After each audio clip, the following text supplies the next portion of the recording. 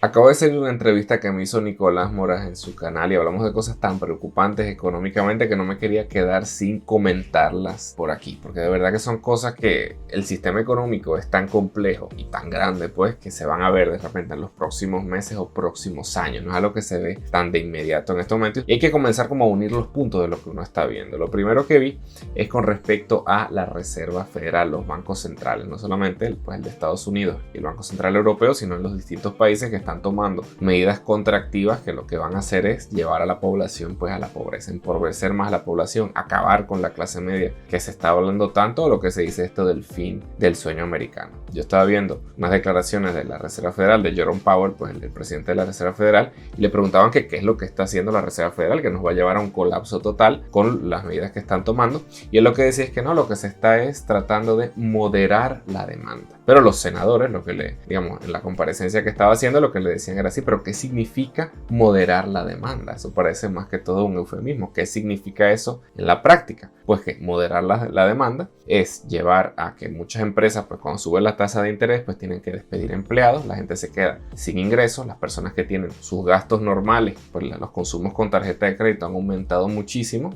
entonces le está pues aumentando los intereses, se están endeudando más, no van a poder pagar, pues precisamente por eso, esa es la realidad que está empobreciendo a la población. Eso es lo que significa moderar la demanda, pero él también aceptó que pues, sí, por todo el colapso que estamos viendo en los distintos activos, criptomonedas, bolsa de valores y lo que se habla de los bienes raíces, que realmente no creo que haya un colapso como tal, sino solo una desaceleración, pero él habla de también que los precios de los activos pues disminuyen. Él lo dijo directamente, o sea, el colapso lo están causando de forma intencional, pero lo que no están viendo o lo que no están tomando en cuenta, porque los bancos centrales no pueden hacer nada contra eso y eso los senadores se lo decían también, es que realmente muchas de las causas centrales de la inflación, por lo menos en el caso de Estados Unidos, son de oferta, y también en el mundo entero todo eso está impactando también. El caso de europeo es similar en ese sentido, pero en el caso de Estados Unidos, porque se habla mucho de que la impresión de dinero causa la inflación, y efectivamente todo eso afecta, pero en el caso de Estados Unidos, como dijimos en el video del fin del dólar, ahí lo que se ve es que Estados Unidos, como importa más de lo que exporta, lo que está es, a pesar de que imprime dinero, pues está exportando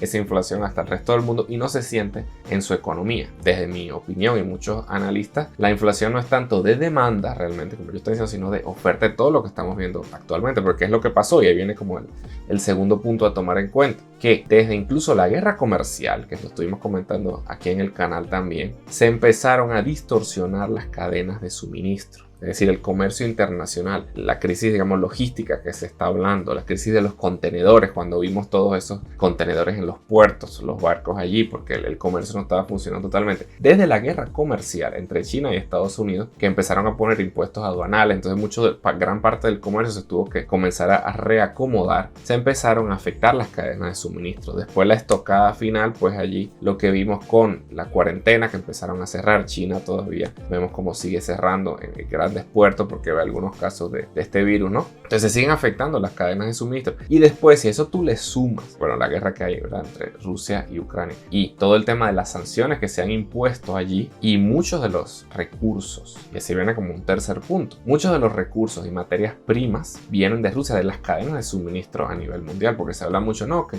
la economía rusa es una economía pequeña, algunos videos hablan de que es una economía patética, algunos dicen, utilizan esos adjetivos, haciendo ver como que lo que se le haga a Rusia, si se trata de cortarle el comercio, se deja de importar productos de Rusia, etcétera, eso no va a causar un impacto a nivel mundial porque esa es una economía muy pequeña y tampoco lo va a soportar. Pero ¿qué sucede? Que gran parte de los recursos, o sea, de los minerales, por ejemplo, de las materias primas, gran parte de todas las cadenas de suministro a nivel mundial vienen de Rusia. Por eso estamos viendo el caso pues, agrícola, la parte del trigo.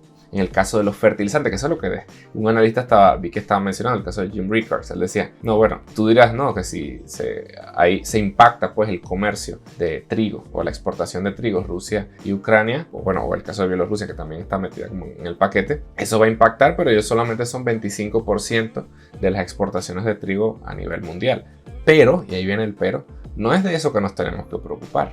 nos tenemos que preocupar es qué tal si no hay trigo, pero en Estados Unidos, porque los fertilizantes también se importan desde esa zona. Entonces todo está conectado, no es tan sencillo. De esa forma, y ya vamos a ver en qué va a acabar, pues, aparentemente todo eso, que es lo más preocupante de todo. Pero entonces si vemos, por ejemplo, el caso de los semiconductores, que se estuvo hablando también bastante, bueno, no, vamos a acabar, como decía Biden, acabemos con la economía rusa por los años que vienen, ¿no? Y vamos a impactar del lado tecnológico, la parte militar. Entonces no dejemos que le lleguen semiconductores, que es una parte, digamos, esencial de todas las cosas tecnológicas, de la maquinaria, etcétera, etcétera. Entonces, ¿qué pasa? Dice, bueno, impactamos por allá, pero ¿qué se necesita para producir semiconductores? Y ahí viene el caso de que el gas neón es uno de los productos principales que se requieren allí para los láser y todo lo demás, pero ese gas viene mucho de una fábrica que está en Odessa, que es una zona controlada por Rusia. Entonces todo afecta a todo. Es como que no están viendo con esto de las sanciones cómo ellos mismos se están afectando. Vemos la inflación que hay, que viene como el otro factor que estoy mencionando. Es decir, las sanciones no simplemente afectan a Rusia, sino que todo eso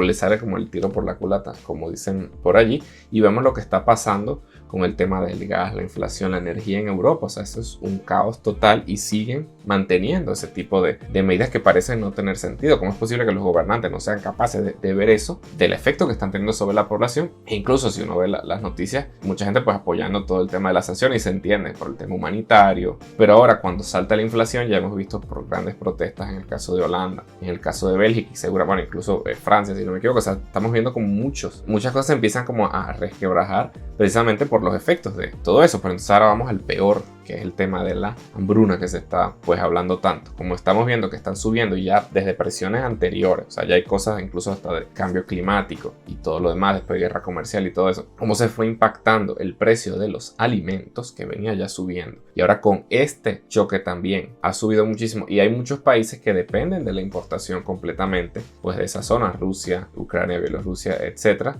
Se menciona, por ejemplo, el caso de Yemen, muchos países en Medio Oriente y en África que dependen de esas importaciones, incluso hasta 100%. Estuve viendo el caso de Sri Lanka también con el petróleo. O sea, hay muchos casos, y eso es muy grave lo que estamos viendo allí y en lo que eso puede acabar. Es decir, y muchos dicen, o sea, en cálculos que hacen, que incluso más que las muertes por la guerra militar como tal, pueden ser las muertes por el hambre, precisamente por los efectos de esa guerra. Realmente es muy preocupante todo lo que estamos viendo y cómo la cosa lo siguen manteniendo. Es una guerra que se pudo haber evitado por, como dijimos en uno de los videos, simplemente si Ucrania pues aceptaba ser un país neutral y no entrar en la OTAN. Así de simple, y las cosas siguen hacia allá. Es una guerra que se podría terminar pues rápido, independientemente, entiendo todos los argumentos que se puedan dar de un lado o del otro, pero es una guerra que no tenía por qué suceder y se pudo haber evitado, y se podría terminar bastante rápido simplemente si se toman esas medidas. Pero no, las cosas siguen avanzando. Pero entonces, ¿qué estamos viendo? Ya, digamos, del otro lado. O sea, que es lo que uno proyecta un poco hacia el futuro, y Putin sigue hablando de esto del mundo multipolar. Estamos viendo cómo se están reuniendo, el caso de los BRICS: Brasil, Rusia, India, China, Sudáfrica. A pesar de que Rusia está en plena guerra, los presidentes de los otros países están haciendo cumbres de integración y se habla del mundo multipolar. Y como que todo sigue independientemente de lo que estemos viendo hoy. Entonces uno ve en crisis el caso de Estados Unidos, el caso de Europa, que están sumidos en una gran crisis y seguramente empeore, precisamente por las medidas de los bancos centrales que lleven a estos países a recesión. Que hay un debate que si hay recesión o si no hay recesión, pero esto es algo más semántico que otra cosa, podríamos decir, porque la situación se está viendo en la realidad. Pero por el otro lado del mundo, que no se ve mucho en las noticias, esta cumbre del BRICS y la integración, la ruta de la seda, todo eso se sigue desarrollando, incluso con Brasil, que está aquí en Latinoamérica. Pero entonces, que uno proyecta, y aquí estaba viendo, por ejemplo, el caso de Jeremy Grantham, que él decía que, bueno, lo que uno va a ver de aquí en adelante seguramente es que ya la inflación va a ser parte de la conversación. Se está reacomodando el mundo, se está dividiendo. Seguramente haya clubes de comercio, como decía Jim Rickards, el BRICS puede ser uno, etcétera, etcétera. Y por el lado de Occidente, pues seguramente hay otro club, etcétera, etcétera. Entonces se van como a recomodar. Entonces la inflación va a ser parte de la conversación. Como las cadenas de suministro están bastante distorsionadas, seguramente pues haya escasez de algunos productos. No es que haya una escasez generalizada, pero de repente escasez de un producto y de otro. Uno vaya al supermercado y no los consiga. Eso es lo que tal vez podamos estar viendo. Pero Ray Dalio, digamos, para dejar con una nota un poco positiva, él lo que ve es que seguramente ya para 2024 o incluso antes se tomen medidas expansivas nuevamente. Seguramente vuelva la impresión de dinero. Entonces lo que uno podría hacer en estos momentos es pues aprovechar estas oportunidades de crisis para invertir, para cuando todo suba pues volver a aumentar tu patrimonio. Pero si quieres ver la raíz de todos estos problemas que estamos viendo aquí, te invito a ver el siguiente video. Soy Gabriel González Florentino, el economista y youtuber, y recuerda que todo sistema tiene su método y el método funciona. Coméntame abajo si te gustan este tipo de videos más improvisados.